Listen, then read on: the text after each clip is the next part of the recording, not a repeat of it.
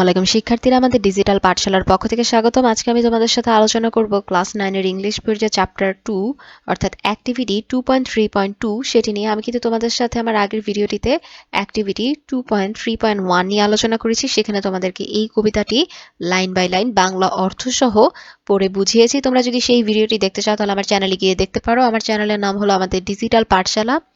এখানে প্লেলিস্টে গেলে তোমরা প্লেলিস্টে পেয়ে যাবে যে ক্লাস 9 ইংলিশ 2024 নামে প্লেলিস্টটি বানানো আছে। এখানে ধারাবাহিকভাবে সবগুলো ভিডিও আপলোড করা আছে। আর ভালো লাগলে অবশ্যই সাবস্ক্রাইব করে পাশের বেল আইকনটি ক্লিক করতে ভুলবে না। চলো তাহলে আজকে সেশনটি শুরু করে দিই। Activity 2.3.2.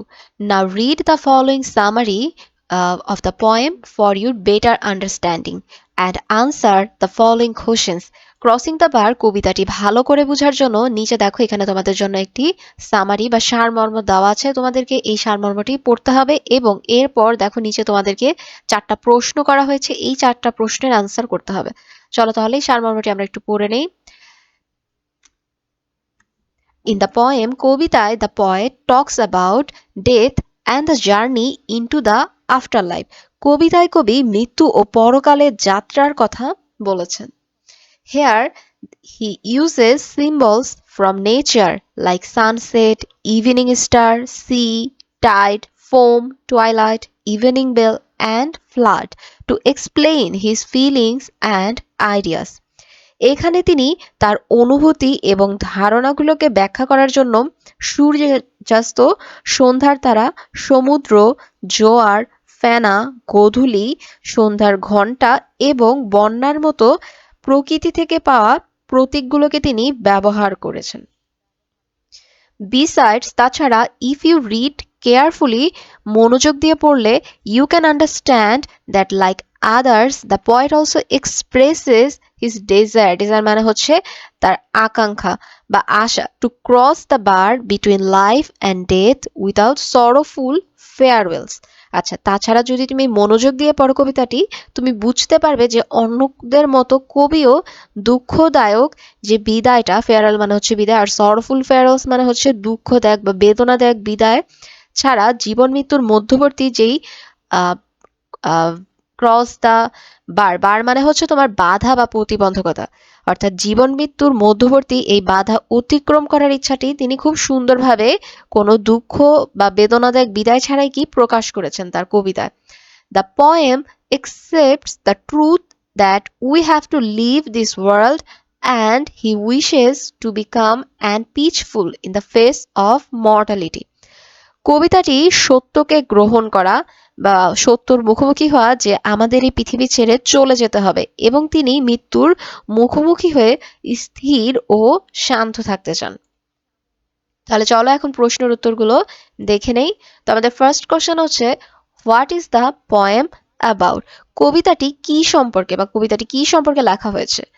তাহলে the poem is about death and the journey into the after life.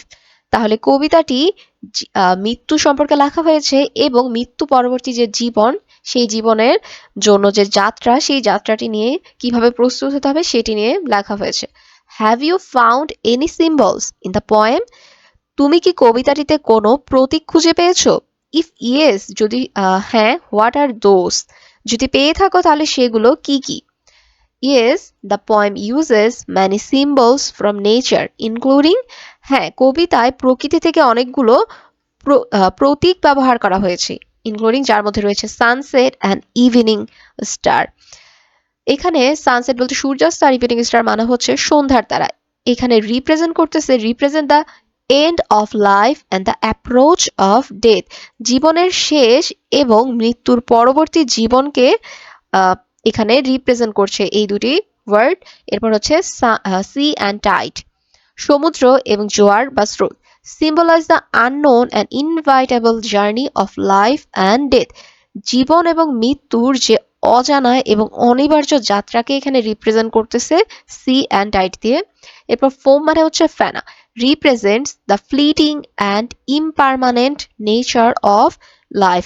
জীবনে ফ্লিটিং মানে হচ্ছে ক্ষণস্থায়ী, অর্থাৎ জীবনে ক্ষণস্থায়ী এবং অস্থায়ী প্রকৃতিকে এখানে রিপ্রেজেন্ট করতেছে ফোম বা ফেনা এই ওয়ার্ডটি দিয়ে। তারপর টুয়াইলাইট অ্যান্ড ইভিনিং বেল, গোধূলি এবং সন্ধ্যার ঘন্টা, signify বা represents the end of the day and the approach of darkness representing death, অর্থাৎ দিনের শেষ এবং অন্ধকারের পথ নির্দেশ করে একমাত্র কি, এটা কি মৃত্যুকেই প্রতিনিধিত্ব করছে এই দুটি ওয়ার্ড দিয়ে।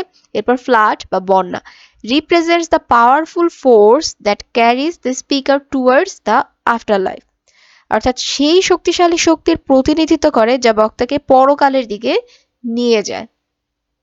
এরপর আমাদের সি নাম্বার কোশ্চেনটি হচ্ছে, what do the symbol sunset and evening and the clear call mean in the poem, অর্থাৎ কবিতায় সূর্যাস্ত ও সন্ধ্যা এবং স্পষ্ট দাগ প্রতীকগুলোর অর্থ কি।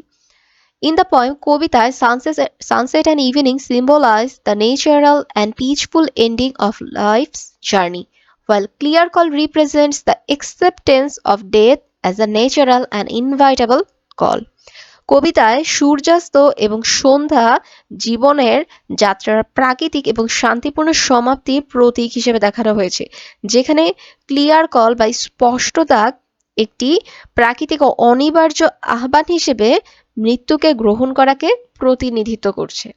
এরপর ডি নাম্বার কোশ্চেন হচ্ছে, do you think symbol helps the poet express his ideas in a better way? তুমি কি মনে করো যে প্রতীক কবিকে তার ভাবনাগুলোকে আরো ভালোভাবে প্রকাশ করতে সাহায্য করে? If yes, explain with an example. যদি মনে করে থাকো তাহলে একটি উদাহরণ দিয়ে ব্যাখ্যা করো। তাহলে আমরা বলতে পারি, yes, symbols help the poet express his ideas in a better way.